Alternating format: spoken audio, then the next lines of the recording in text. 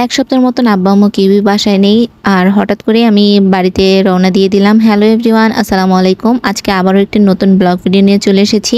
আশা করছি আপনাদের সবার কাছে ভালো লাগবে। সেদিন সকাল সকালই ঘুম থেকে উঠে 11টার মধ্যে রেডি হয়ে খাওয়া দাওয়া করে একবারে বের হয়ে গিয়েছি। আর বাস স্ট্যান্ডে এসে কিছুক্ষণ দাঁড়িয়েছিলাম বাসের জন্য। আর গ্রামের বাড়ির উদ্দেশ্যে একদম খুবই তাড়াহুড়ো করে রওনা দেওয়া হলো। আর এর জন্য আপনাদের সাথে কোনো ভিডিও করতে পারিনি, শেয়ার করতে পারিনি। আব্বু আম্মু ঢাকা গিয়েছে সিএমএসে আব্বুর শরীর চেক আপ করানোর জন্য। আর ছোট দুই ভাইকে বাড়িতে একা রেখে গিয়েছে। আর ছোট দুই ভাই এক সপ্তাহ ধরে টানা একাই রান্না করে খাচ্ছে। তারা তো কোনোদিনও রান্না করেইনি, আর রান্নাঘরেও পর্যন্ত যায়নি। আম্মু ফোন দিয়ে যা যা শিখিয়ে দেয় সেভাবেই কি না কি করে রান্না করে খেয়েছে। আমার তো খুবই টেনশন হচ্ছিল কি করে কি করছে। এদিক দিয়ে আব্বু আম্মু প্রচুর টেনশন করছিল।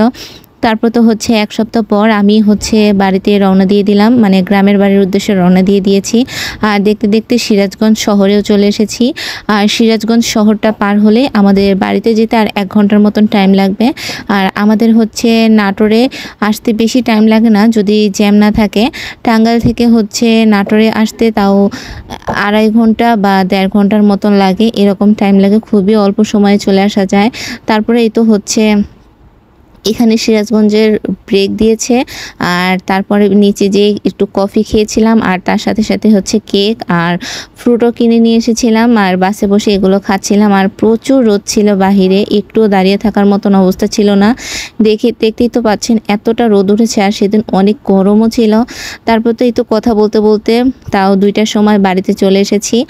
আর একদম বাজার থেকে সোজা বাড়ির উদ্দেশ্যে যাচ্ছি। আর দেখতেই তো পাচ্ছেন রাস্তাতে প্রচুর মেঘ লেগেছে।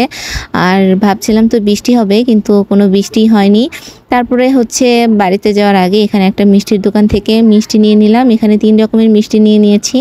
আর মিষ্টিগুলো নিয়ে তারপরে বাড়িতে চলে যাব। আর এমন একটা অবস্থা হয়েছে, এখন বাড়িতে যে আমারই রান্না করে খেতে হবে। হয়তো বা আম্মু থাকলে এরকম নিজে রান্না করা লাগতো না। খুবই খারাপ লাগছিল। আব্বু আম্মু নেই। আব্বু আম্মু বলছে খুবই তাড়াতাড়ি চলে আসবে। তারপরে এই তো বাড়ির কাছাকাছি চলে এসেছি। এখন বাসার দিকে বাসার ভিতরে ঢুকবো। আর বাসায় ঢুকে কোনো রকম একটু খাওয়া দাওয়া করে গোসল করে ফ্রেশ হয়ে তারপরে একটু শুয়েছিলাম। তারপরে তো সন্ধ্যা হওয়ার সাথে সাথে আবার বাজার করতে চলে গিয়েছি। আর বাজার সেরকম বাসায় কিছুই ছিল না, যেহেতু আব্বা আম্মা 1 সপ্তাহ ধরে বাসায় নেই। আর এদিক দিয়ে বাজার করতে এসে আপনাদের ভাইয়ার জন্য এখানে কিছু ওষুধ কিনে নিয়ে যাচ্ছিলাম।